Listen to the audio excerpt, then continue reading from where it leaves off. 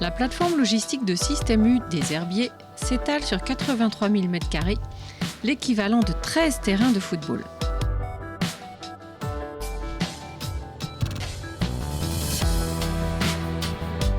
Chaque jour, une centaine de camions arrivent ou partent du site pour approvisionner les 1560 magasins U du territoire national.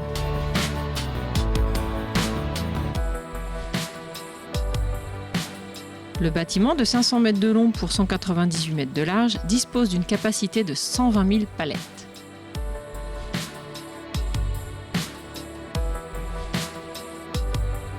Nous sommes accueillis par Patrick Jadot, le directeur du site. Bonjour Monsieur Jadot.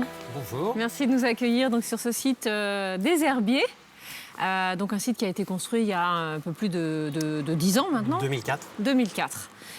Donc on est sur un site dédié à certaines marchandises pour fournir, qui alimentent finalement les magasins U dans toute leur gamme, on va dire. De l'Ouest et de toute la France. De l'Ouest et de toute la France. D'accord. Absolument.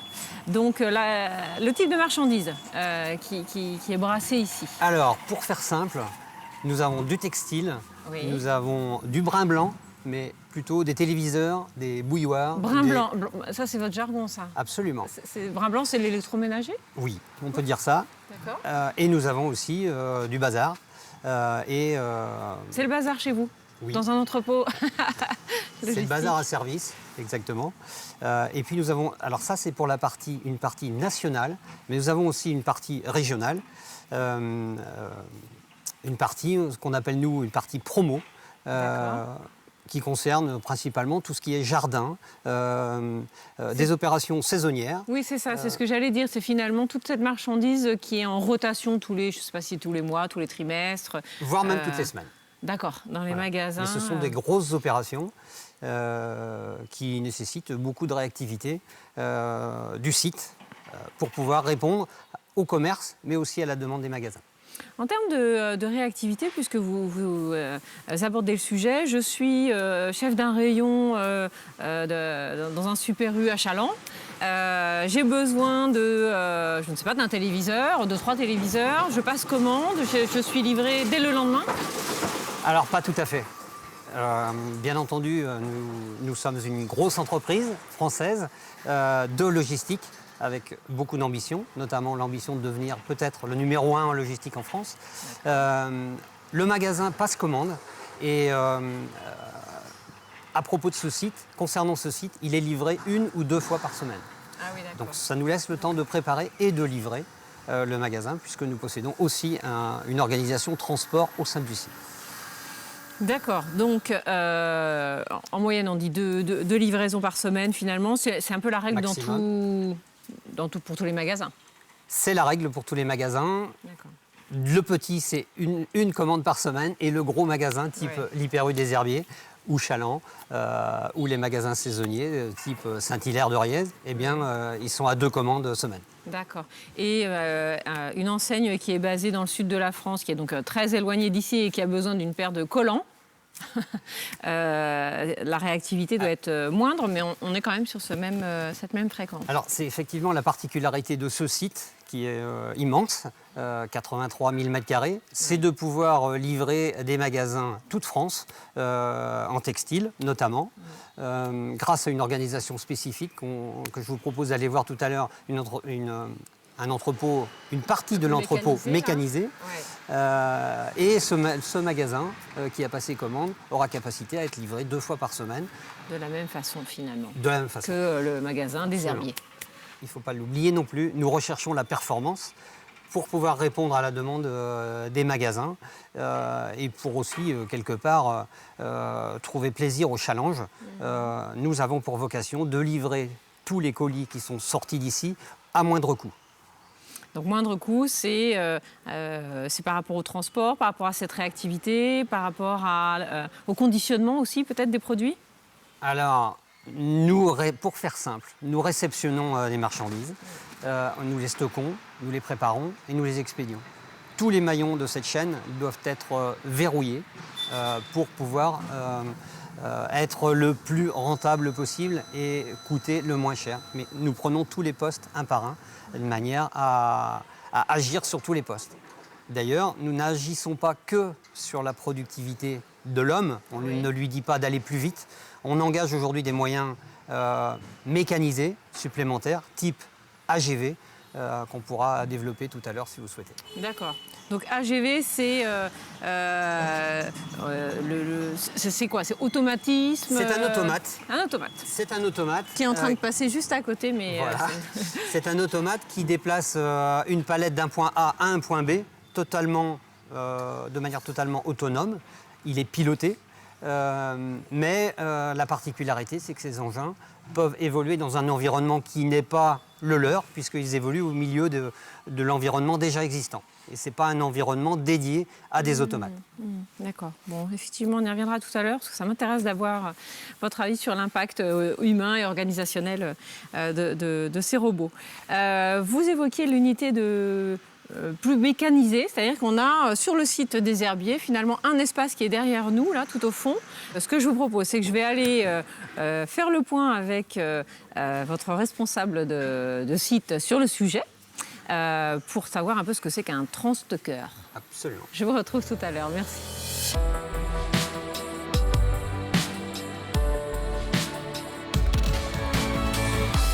Bonjour François Jaudronnet. Bonjour. Alors c'est vous le monsieur responsable donc, du site.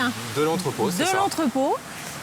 Et donc nous sommes ici sur une unité, monsieur Jadot nous disait une unité un peu plus mécanisée, Voilà. de mécanisation, je ne sais pas comment on dit. Alors donc c'est un atelier mécanisé, donc c'est vrai que la logistique évolue comme énormément. Et l'un des points d'évolution, c'est la mécanisation. Donc c'est une organisation complètement différente de l'entrepôt plus classique. Voilà, donc on passe de la logistique à plutôt un monde un peu plus industriel. D'accord. Chez U, on avait pris le virage assez tôt.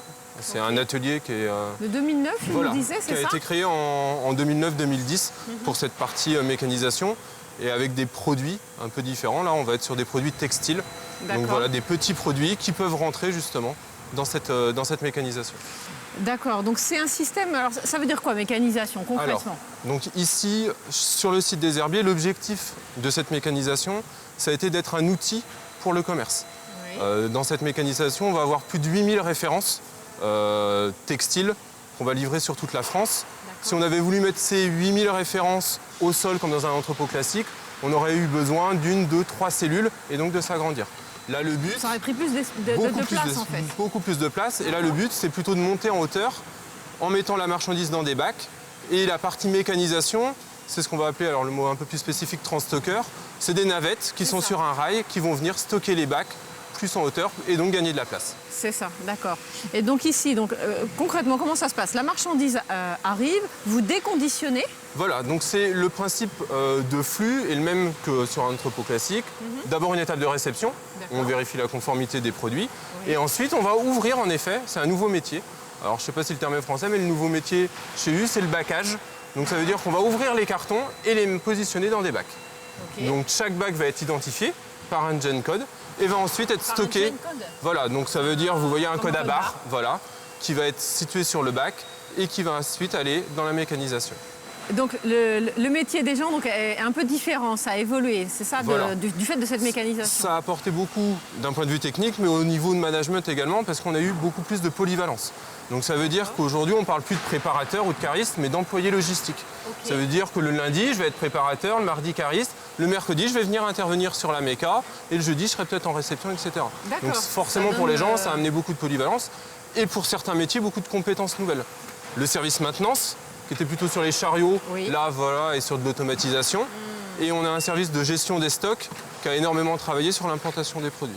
Et forcément, nos chefs d'équipe sont partis d'un rôle de management à un rôle un peu plus technique sur cette partie-là, même si voilà, les hommes sont quand même au cœur, même sur une partie mécanisation du système. Du système, d'accord. Bon, je vais aller retrouver monsieur Jadot j'ai des questions à lui poser quand même par rapport à cette mécanisation, ces robots-là et ce lien avec l'emploi. Je vous remercie beaucoup. Merci. Bonne fin de journée. Au revoir. Au revoir.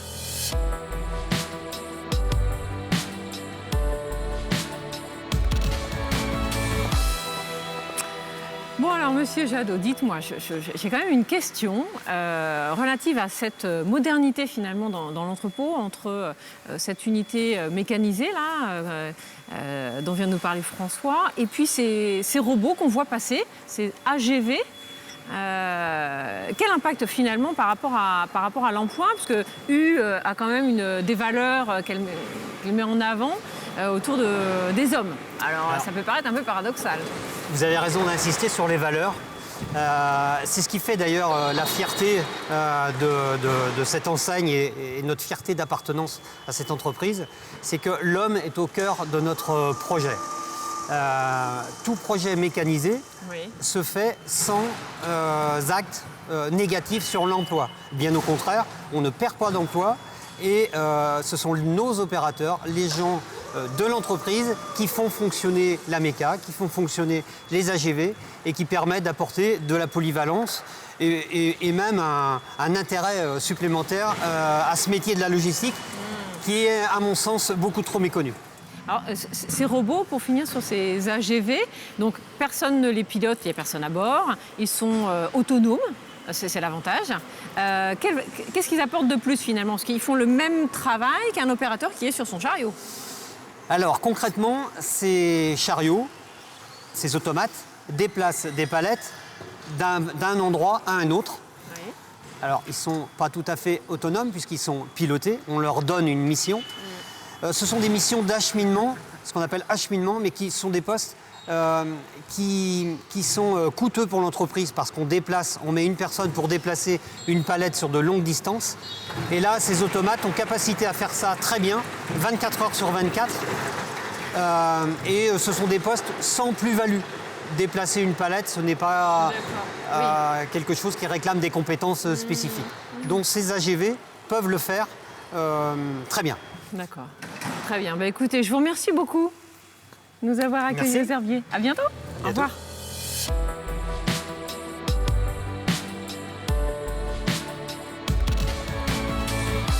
Très souvent, automatisation et robotisation riment avec performance, certes, mais également diminution des effectifs. Dans le groupe Système U, la rime est un petit peu différente, puisque l'entreprise arrive à concilier la modernité, les innovations, avec le maintien, voire le développement des emplois. Je vous dis à bientôt pour un prochain Mageco.